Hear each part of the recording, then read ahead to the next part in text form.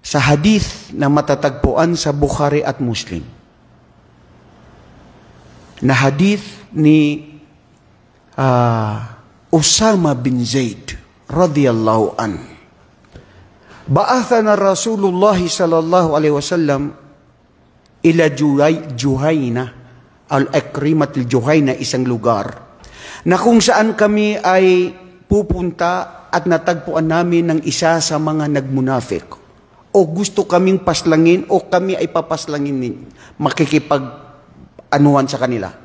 Inunahan siya at bago niya unahan, pinagsabihan siya ng isang ansar na wag siyang paslangin.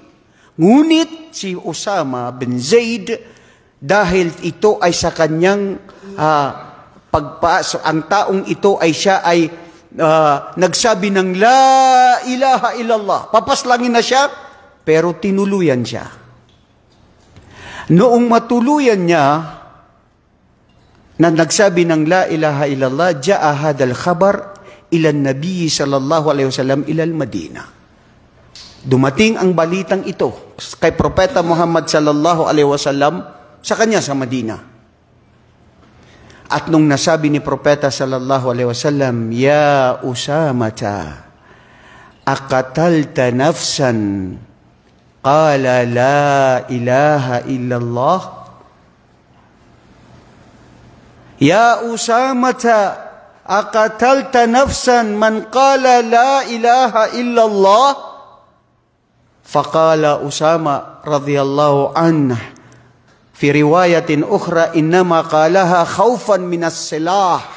Usugo ng Allah kung bakit siya nagsabi ng la ilaha illallah, walang Diyos na dapat sambahin maliban sa Allah, ay dahil sa katatakot niya o pangambad niya doon sa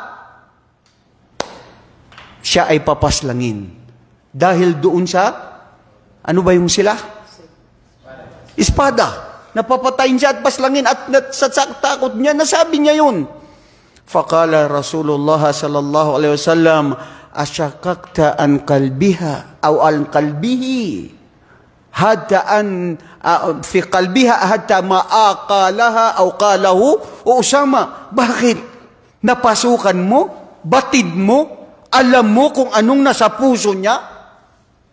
Hatta ito ay sabihin niya na la ilaha illallah. Alam mo ba na ang puso niya ay totoo? Alam mo ba na ang puso niya may pag-aalinlangan? Sino ka? Sino tayo na magsabi na sa taong ito ay naghusga tayo na hindi mo alam? Wallahi, sabi ni Usama radhiyallahu an, hatta anni tamannaytu lam akun aslama hadha al-yawm lianna kana yuqariruha Rasulullah sallallahu alaihi wasallam. Hanggat nasabi ko sa sarili ko na sana sa mga oras na ito na hindi pa ako nagmuslim, sana hindi pa ako muslim sa oras na ito, sa hapdi, kirot at sakit at insulto na natanggap ko sa propeta sallallahu alaihi wasallam, na ako ay humusga sa isang nafs, sa isang tao na hindi ko pala dapat hinusgahan. Mga kapatid, nakuha natin ang aral. Sana ito'y nagbigay liwanag sa ating lahat.